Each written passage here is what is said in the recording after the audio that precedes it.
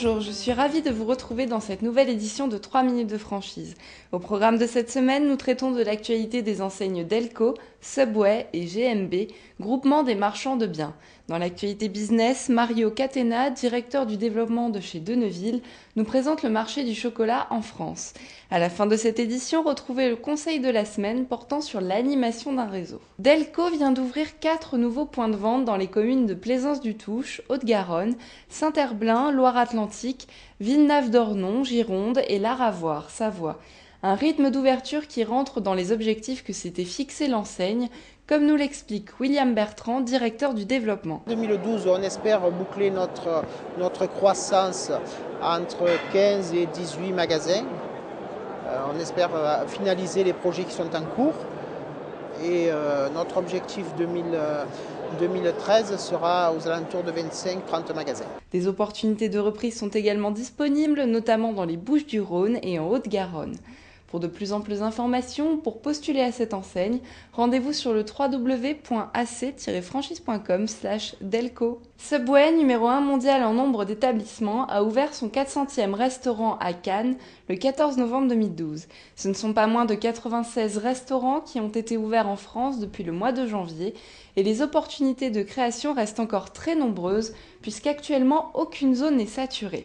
Les objectifs pour l'année 2013 ont été fixés par l'enseigne avec le recrutement de franchisés sur toute la France et le développement dans des zones dites non traditionnelles. De nombreuses ouvertures sont programmées sur ces types d'emplacements tels que les aires d'autoroute, le métro, les universités, les centres-villes et périphéries, les centres commerciaux et pourquoi pas par la suite sur d'autres secteurs comme les établissements de santé ou encore les gares et les aéroports. Pour de plus amples renseignements sur le réseau, connectez-vous sur le www.ac-franchise.com/Subway. Nous avons rencontré à l'occasion du salon Top Franchise Méditerranée 2012 Jean-Baptiste Saint-Huil, responsable développement du groupement des marchands de biens.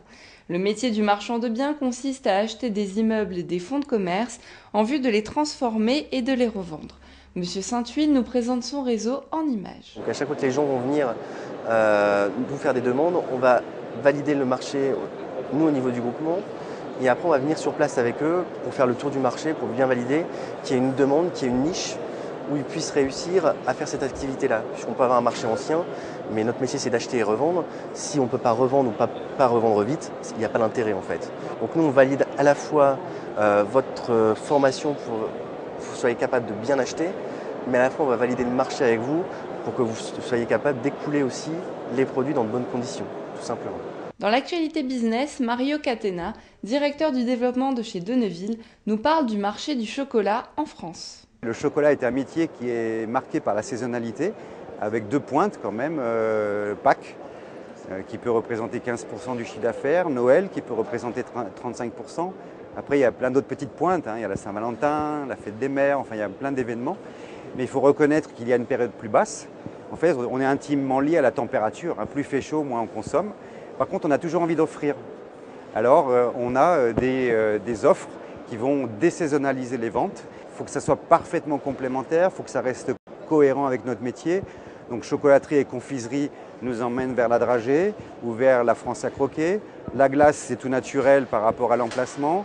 Et les macarons, c'est une tendance forte. C'est le moment de retrouver le conseil de la semaine donné par Olivier Thiebaud et portant sur l'animation du réseau. Pour moi, le meilleur conseil, à part bien entendu écouter ce que dit le franchiseur sur le sujet, c'est quand même de vérifier cette pertinence au niveau des franchisés existants. Et c'est une étape indispensable d'aller voir plusieurs franchisés dans leur contexte de vie.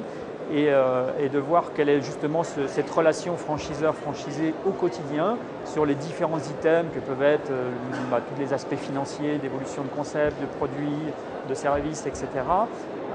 Ça, il peut le vérifier très simplement en vérifiant cette cohérence entre ce que lui dit le franchiseur et ce qu'il voit sur le terrain. L'animation d'un réseau, c'est extrêmement important. N'allez pas vers un réseau qui a un système d'animation perfectible ou en tout cas qui n'a que des promesses. 3 minutes de franchise se terminent. Merci de votre fidélité. À la semaine prochaine.